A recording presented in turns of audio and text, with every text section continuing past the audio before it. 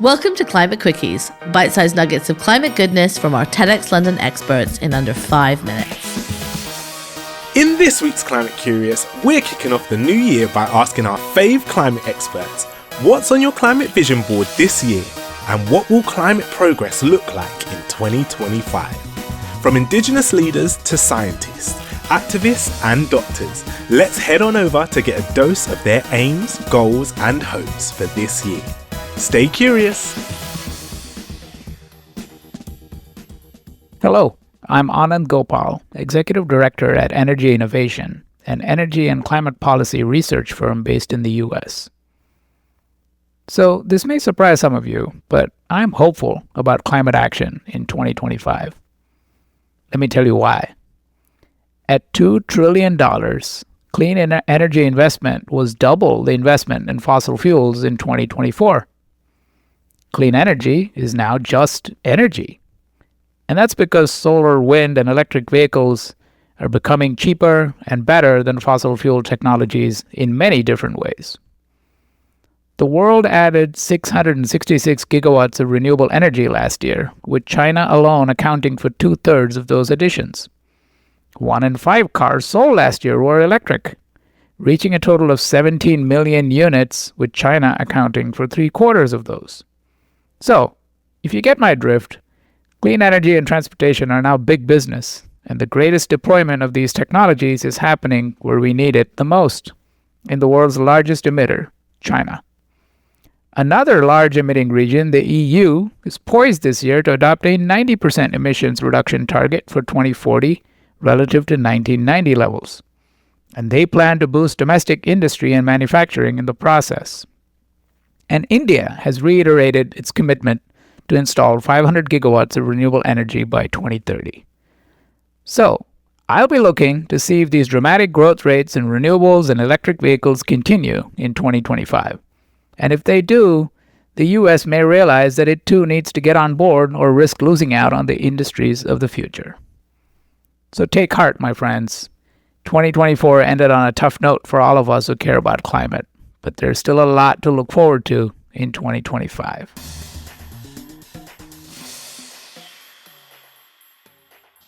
Hello, I'm Daze Aghaji and I'm an environmental activist. 2025 is a pretty interesting year for me because when I started my activism, this was the year that we got everything. This was the year that we would hit net zero. And in actuality, we are so far from that, potentially even further from that than we were then. So yeah, but for me, this year, strangely enough, still feels extremely hopeful. I feel like this is the year of where we imagine big.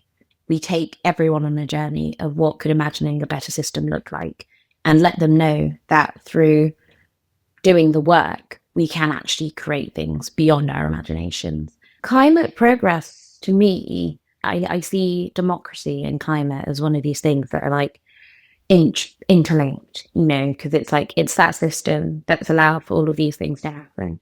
So weirdly enough, the best thing we can do for climate in the next year, I think, is working on democracy and making sure that our democracy can hold what's to come and can create the legislation that helps protect our futures. So yeah, for me, I think there's something about how do we get people to really be active as citizens? How do we get people to love democracy, to want to protect democracy, and then in turn know how to use democracy in order to safeguard our future against the climate crisis?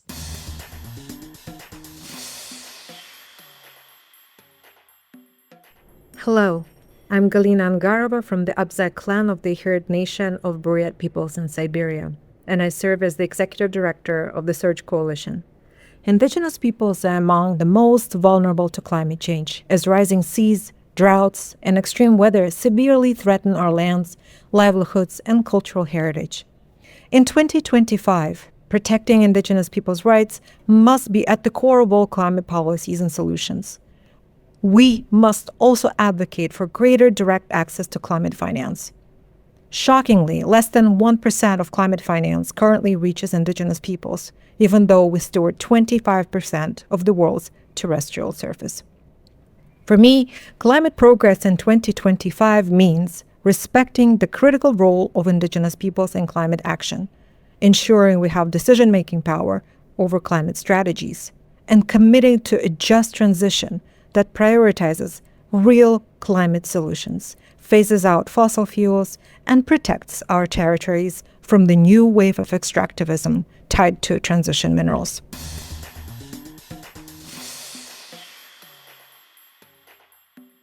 Hi, I'm John Foley, and I'm the Executive Director of Project Drawdown. For 2025, I'm thinking about rebooting climate leadership around the world. Why?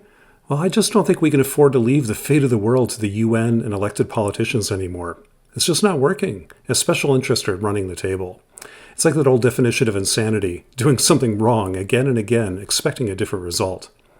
Maybe we need a more expansive vision of climate leadership now, one that embraces leaders from grassroots communities, cities and states and provinces, but also from business, philanthropy, and investing. People who can basically move capital and move people far better than elected politicians have done so far, and also to shift the future of technology, behavior, culture, and science to a better place. In other words, we need a bigger view of the climate chessboard, looking at all the players and all the moves we can make.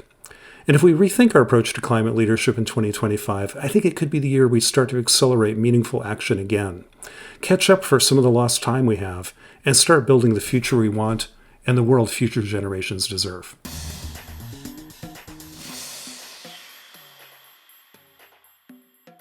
Hi everyone, my name's Maya Mela. I'm the co-founder of the UK group Mothers Rise Up, and I'm the co-director of the global network Our Kids Climate. Yeah, obviously this is a huge year with countries having to submit their national climate plans, and then we've got the COP in the Amazon in Belém. For us, we're going to be doing a lot of work around air pollution and making that connection between children's health and climate and toxic air. And there's a big conference happening, World Health Organization conference in Colombia in March. So that will be a big moment for us leading up to Belém, the COP in Brazil, and continuing to support really diverse grassroots activism around the world. I think for me, progress would look like bringing more people in and really reaching out beyond quite narrow, we like to use that term, climate bubbles, and bringing more people from different backgrounds, from class, race backgrounds into climate activism and connecting with people where they are and not where we want them to be, and finding a way to communicate the message in a really compelling way. And I think that's a superpower of the parent climate movement, is that we are able to communicate on issues that people really care about, their kids and their kids' futures.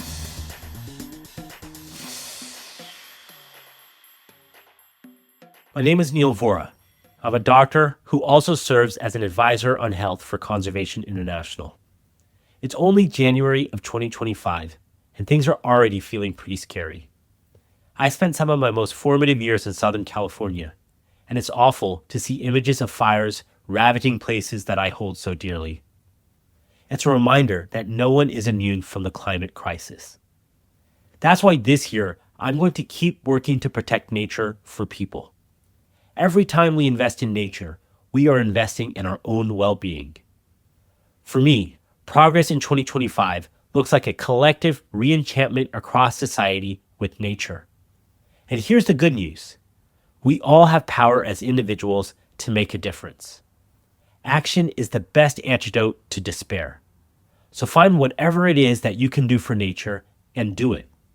And the joy, wonder, and awe that come with that will motivate you and others around you to keep making the world a better place.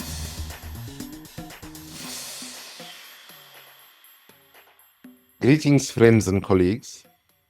I am Kumi Naidoo, the president of the Fossil Fuel Non-Proliferation Treaty Initiative, the global ambassador of Africans Rising for Justice, Peace and Dignity, and one of the founders of the Curated Foundation for the Promotion of Artivism. As I look towards 2025, I do so with sobriety and optimism. The road ahead is undoubtedly challenging, but we are equipped with powerful tools.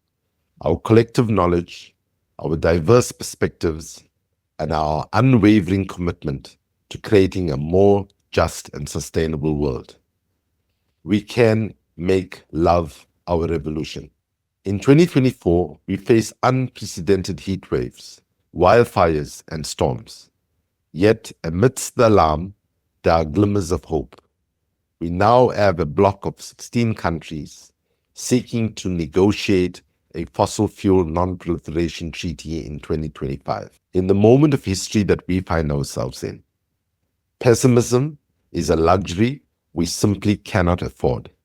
And the pessimism that justifiably emerges from our analysis, our lived experiences, and our observations can, must, and should be responded to by the optimism of our thought, creativity, courage, actions, and our sense of humanity.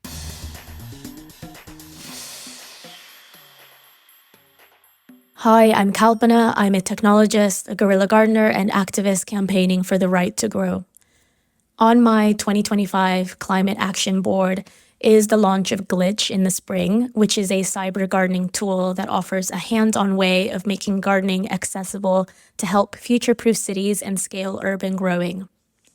Climate progress in 2025 looks like facing the scale of the challenge with ground-up solutions and mobilizing people power in cities. Technology will only take us so far, but it's people who will push us to the finish line. Thanks for listening to this quickie. This episode was created by our superstar podcast team at TEDxLondon. Until next time, Stay curious.